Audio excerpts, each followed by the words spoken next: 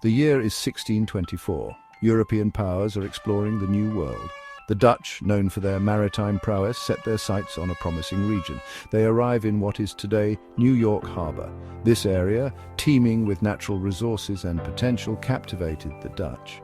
They saw an opportunity for trade, particularly in fur. Thus, on Governor's Island, they establish a fledgling settlement. This settlement marks the birth of New Amsterdam, a name that would later fade into history. The Dutch West India Company, a powerful trading entity, played a pivotal role. This company operated with a monopoly granted by the Dutch States General. Their mission to capitalize on the vast resources of this new land. The company's ambitions extended beyond mere trade. They envisioned a thriving colony, a beacon of Dutch influence in the New World. New Amsterdam was more than just a trading post.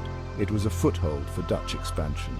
The Dutch were not alone in their pursuit of this new land.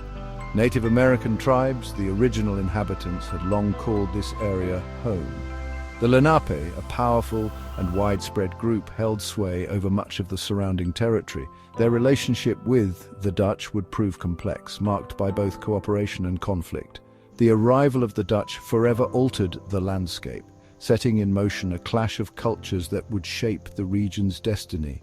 The Dutch, eager to establish a firm presence, began to expand their foothold. In 1625, they embarked on a significant construction project. On Manhattan Island, a strategic location, they began building a fort. This fort, named Fort Amsterdam, would serve as a symbol of Dutch power and a defense against potential rivals. The construction of Fort Amsterdam marked a turning point, signifying the Dutch commitment to making New Amsterdam a permanent settlement. Fort Amsterdam, strategically positioned on the southern tip of Manhattan Island, rapidly became the heart of New Amsterdam. Its imposing presence served as a constant reminder of Dutch authority. Within the fort's protective walls, the Dutch established a bustling trading post. Here, they exchanged European goods for valuable furs obtained from Native Americans. As the Dutch presence grew, so too did their need for land. In 1626, Peter Minuit, the Director General of New Netherland, orchestrated a pivotal transaction.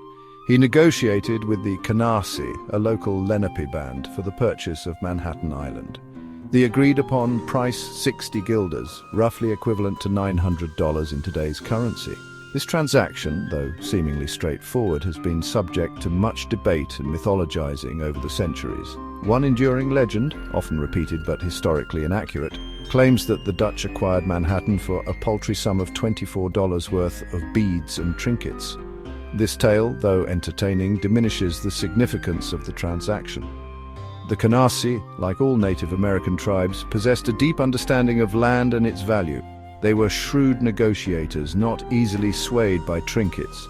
The 60 guilders they received likely represented a fair exchange in their eyes. The purchase of Manhattan, regardless of the exact details, had profound implications. It solidified Dutch control over a strategically vital area and paved the way for the expansion of New Amsterdam. The Dutch, now in possession of a vast and promising territory, set about establishing a permanent colony. This marked the beginning of a new chapter in the history of New Amsterdam, one that would see the fledgling settlement grow into a center of trade and commerce. In 1664, the English seized control of New Amsterdam from the Dutch. With this change in power, the city was renamed New York, in honor of the Duke of York.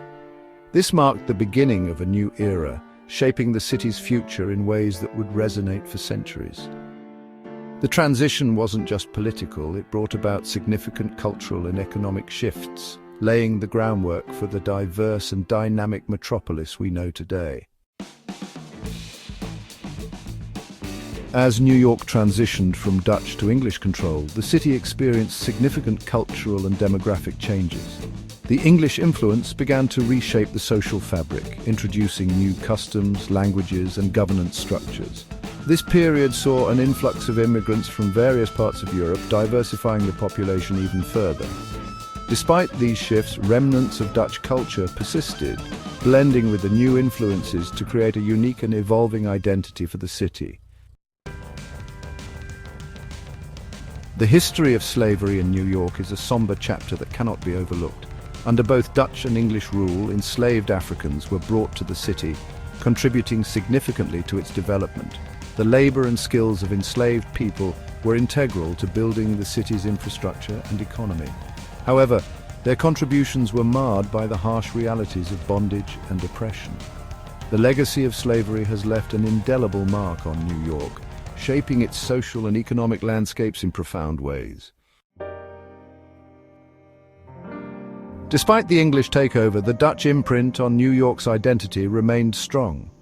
Dutch architectural styles, place names, and social customs continue to influence the city's character.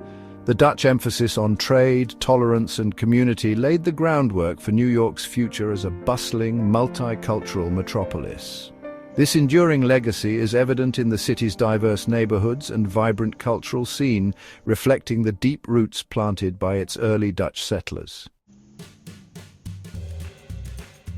New York's history is a testament to its resilience and adaptability. From its early days as a Dutch colony to its transformation under English rule, the city has continually evolved, shaped by waves of immigration, cultural shifts, and economic changes. Each era brought new challenges and opportunities, forging a city that is dynamic, diverse, and ever-changing. Today, New York stands as a symbol of progress and possibility, a city where the past and present coexist, driving it towards an even brighter future.